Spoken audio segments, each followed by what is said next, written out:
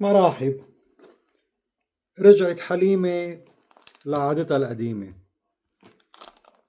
حزب الله عمل اللي عمله مع إسرائيل، أكل كف لوق حنكه، لعنوا أخت البلد، بهدلوا الطائفة الشيعية، شرشحوها، قعدوها على الطرقات، دمروا لها ضياعها وبيوتها، ردوا لبنان مدري كم 100 سنة لورا، والتكلفة رح تكون فوق 10 مليار. شو بيعرفني قديك الواحد بيعطي رقم وأنا ماني خبير. المهم وصلوا لمحل شكلهم استوعبوا انه مع اسرائيل يوك مش ظابطة. الضغوطات الدولية كلها على حزب الله هلا وعلى الدولة اللبنانية وعلى رئيس الجمهورية الجديد والحكومة الجديدة انه نفذوا ال 1701 بكامل مندرجاته، يعني ال 1559 و 1680 وهلم جرة. يعني ببساطة جاردوا حزب الله من سلاحه. هذا المطلوب. هلا بما انه كلنا بنعرف حزب الله اكثر من ما الامريكان بيعرفوه، اكثر من ما الاوروبيه بيعرفوه. هلا الاوروبيه قرطت بساطيل، عايشين على غير كوكب، صاروا الاوروبيه صايرين بهايم. حزب الله بطل فيه يعمل شي مع اسرائيل، عم ينسحب ورا الليطاني او مفروض. يعني بالمنطق صار سلاح حزب الله بلا طعمه، لأنه ما بقى في شيء اسمه مقاومة ضد إسرائيل طالما فليت عن الحدود وصرت ورا الليطانة. يعني سلاحك بالمنطق وبالقانون ما بقى له عازة.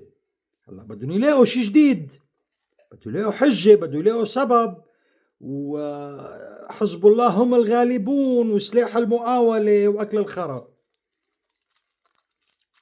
حاولوا بواسطة خبرية العشائر من شي شهر على الحدود السورية، وإنه هاي مشاكل عشائر وضياع متشابكة ببعضها، وخبريات وكلام، وكل واحد بيطلع بقصة.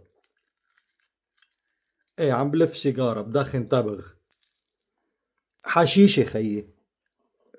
قولوا اللي بدكن اياه مثل طيزة، ما كون انتوا عم تشتروا لي اياها لو كانت يعني هي مزبوط حشيشة. وبعدين انا كنت عايش بهولندا، هونيك الحشيشة قانونية. انتو يعني بلبنان منا قانونية، مش مفروض، بس نحن خيي حرين منحشش. انا بحب التحشيش.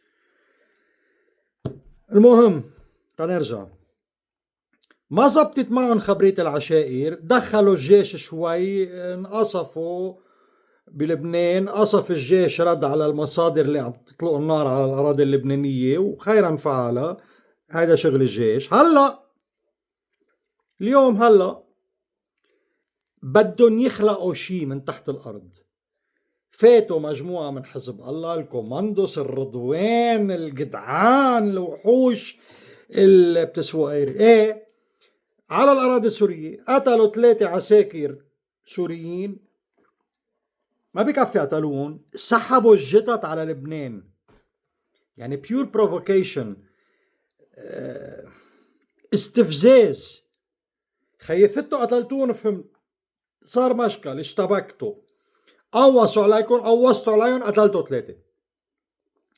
شو إله مغزى ومعنى تسحبوا الجثث على لبنان؟ يرجع يتعذبوا جماعة الصليب الأحمر، يجوا ياخدوا الجثث ويردوها على سوريا. غير انه استفزاز، انه نحن جدعان قتلنا 3 وجبنا الجثث، ونحن عم نجيب الجثث كنا عم نتخانق معهم. كانت الجتة عم بتشارعنا، لا وما تاخدني على لبنان، انا سوري بضل بسوريا وانت عم بتجرها للجتة، وصار مشكل بينك وبين الجتة. لا اله الا الله. والله العظيم صرنا محتارين جد. بتمنى اذا حدا بيعرفه لرئيس جمهورية او حدا مسؤول بالجيش يقدر توصل له هالكلمتين: اسحبوا الجيش من الحدود، من هونيك. هاي الحدود خي، هيدا زيح الحدود. هون حزب الله، اعتبروا هون حزب الله، وهون الميلة السورية والعسكر السوري، والجيش هون. اسحبوا الجيش لورا جماعة حزب الله. اتركوا حزب الله قدامكم وبوش جماعة السورية، خلي فخار يكسر بعضه. ايه، واذا هجموا السورية فاتوا على الاراضي اللبنانية ليقضوا على جماعة حزب الله، رجعوا لورا اتركون. بخي انا لبناني وعم بقلكم ايه اتركون. يعني بدكم تقولوا لي سيادة وكيف تسمحوا، ما بتقبلوا بتقبلوا ما شو بدي اقبل ولا ما اقبل؟ ما الاسرائيلي كان باسرائيل، فاز حزب الله جاب لنا اياه على لبنان وما فاتوا متر. وهيدي بشرى خليل الطشاية ما منعناهم. هذه دول قرطة بدي اقولها علنا، قرطة الشراميط والمنايك تبعهم اللي بيطلعوا بع بع بع بع، مفكرين العالم كلهم مساطيل مثل اللي لاحقينهم. ما فاتوا متر. ها لا، 5 سنوات اللي اخدينا هلا عم نحلم فيها نحن. هيدي ما كانوا جوا، ما لغيوا 40 دولة بلدة من الوجود، لا هذا كله عم نتخيله نحن. ما هيك ايه بشرى كس اختك، ما بعرف ليه بيستقبلوك انت وامثالك. هاي غادي فرانسيسو وبشرى خليل وهالقرطة كلها. هلا فيصل عبد الساتر بنضحك عليه شوي، حبيبي حبيب قلبي، علوش حجازي البطل الجدع، حسين مرتضى، جماعة ايه صحتين. ولك شو بدكم بالشغله؟ بتفوتوا على سوريا بتقتلوا 3 وهلا عم بيحشدوا هن على الحدود. بدكم تفوتوا الجيش اللبناني بمعركه مع الجيش السوري. عم نجرب نهدي الوضع تنرسم حدود تنصير بلدان طبيعيه، انتو شغلتكم وعملكم تخربوها. بجم ولاد بجم ورح تخلفوا بجم، ما رح يطلع منكم شي غير حيوانات. هاي الاسفنجة الشارموطة هون ما رح تستعملوها. عم زفر بالكلام لانه ما بينحكى معكم غير طريقة يا خيي. ولوقت بنحكيكم بتهذيب بتقولوا ليكوا هالاهبل، بدنا نحكيكم بالمنطق بتفتهموه يا اولاد الشلكة. بطلوا بقى تجروا مشاكل على لبنان. مع اسرائيل ما عم بيطلع لكم هلا، مفكرين رح يطلع لكم مع احمد الشرع؟ لأ انتو مغشوشين كتير. انتو كتير مغشوشين. انتو كتير مساطيل. مين رح يطلع يخبرنا بكرة لو كنتوا اعلم وقت بيصير احمد الشرع بطرابلس؟ وانتبهوا بدي اخبركم خبرية. لبنان منطقة هونيك بيئة حاضنة لجماعة احمد الشرع، يعني بحبون. يعني اذا فاتوا ما رح يقاومون معكم. الاسرائيلي اذا فات على جنوب، السني وحتى بركي المسيحي بعض المسيحيين ممكن يقاوموا الاسرائيلي. بس بمنطقة هونيك احمد الشرع اذا فات رح شعيبيات وكنافة ومشاوي رح يستقبلون. انتم جديب، انتو شعب بهيم، رح تضلوا تنفذوا شو بيقلكن الخامنئي يطز الزب الاكبر بايران لما يضل في شي بلبنان يخبر، بعدين تطلعوا ابطال وانتصرتوا. جنرال جوزيف عون يا رب يوصلك الفيديو، بعتذر اول شيء على الكلام اللي حكيته بالطريقه اللي بحكيها، بس ما بينحكى بغير طريقه معهم. ما في يعني بنجرب، مش وارده. ما انك عم تحكي مع بشري طبيعي انت، او ابن عيلي او واحد فهمان. عم تحكي مع كلب ابن كلب ابن عاره، اولاد متعه، بدك تحكيهم بالمستوى الليفل اللي بيفهموا فيه، بالمنطق اللي بيفهموا فيه. هيدا المنطق اللي بيفهموا فيه. ما تفوتوا الجيش بلعبة ما إله فيها وتخربوها. عم نجرب نعمر، هن عم بيجربوا يخربوا. عم بيلعبوا لنا لعبة التقية بالحكومة بالأربع وزراء اللي حاطينهم. شو ما بتقول الدولة، شو ما بيقول عمو نواف، ايه أكيد ولو بأمرك نحن. هيدي الواجهة ورا. تفضلوا شوفوا شو عم بيصير. تقية الوزراء وحقيقة كلابهم على الحدود. الله ينجينا منكم بالتي هي.